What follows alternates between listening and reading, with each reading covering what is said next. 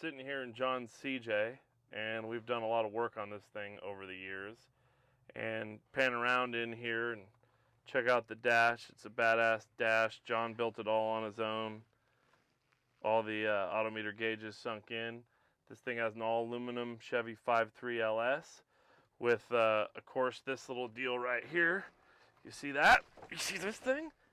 That's a stick. That's America. 5-speed NV 4500. Atlas 5.0 in this thing. John built this sweet stainless steel box here for the dash. Put all your stuff in there. And if you peek up above us, we got the hardtop on now, so we're ready for the snow season, but you got 1 radio, 2 radio, 3 radio, 4 radio, 5 radios. This thing's got more communication than a damn cop car. So John spends pretty much his whole summer and most of his winter on the Rubicon. So he's always prepared, and therefore his vehicles have to be badass as well, and that's exactly what this thing is. So we're going to do a little test drive here, see how it feels, but I mean, it just drives like a car. Little LS. There's nothing better than getting it on a little bit, you know, with the LS. Whoop, looks like the hatch locked. But we moved the fuel tank to the inside here, stretched the rear end back, put trailing arms in the rear with 12-inch, 2.5-inch Kings, and then stretched the front out as well. So basically this thing is, I think, about 113-inch wheelbase on 40s. And as you can see, one finger driving down the highway, super comfortable on the road, but just amazing off-road. Basically the ultimate CJ. So this is what anybody wants. We'll pull off up here and we'll do a little walk around, and I'll show you all the stuff we did to it. But this should be on any man's wish list, this Jeep right here. You know, plus ice chest center console. I mean, doesn't get much better than that, does it? Keep your waters and sodas in there. Well, we just finished up John's CJ, and it's been here a long time. And we've done a bunch of work to this Jeep in the past, and this is basically the ultimate CJ. So he's got an all aluminum 5.3 LS engine in here, York onboard air compressor, dual batteries, the giggle pin winch, you name it, he has it. NV 4500 with the 5.0 Atlas. And the Jeep did have Spidertrax housings front and rear when it was on leaf springs. And over the last few years, it's been modified and changed, and the front got linked. And basically it came this time for us to link the rear.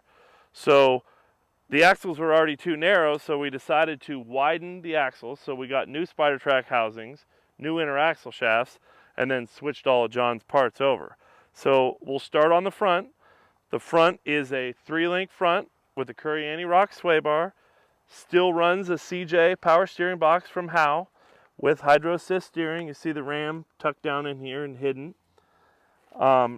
This is Spidertrax brand new housing, and it has their new outer ultimate unit bearings and a True Hi9 with ARB and 35 spine chromoly axles. So being that this is a 3-link and hydro assist, it's still super comfortable to drive on the highway at highway speeds, reacts well, brakes work great, so it makes it really comfortable to drive.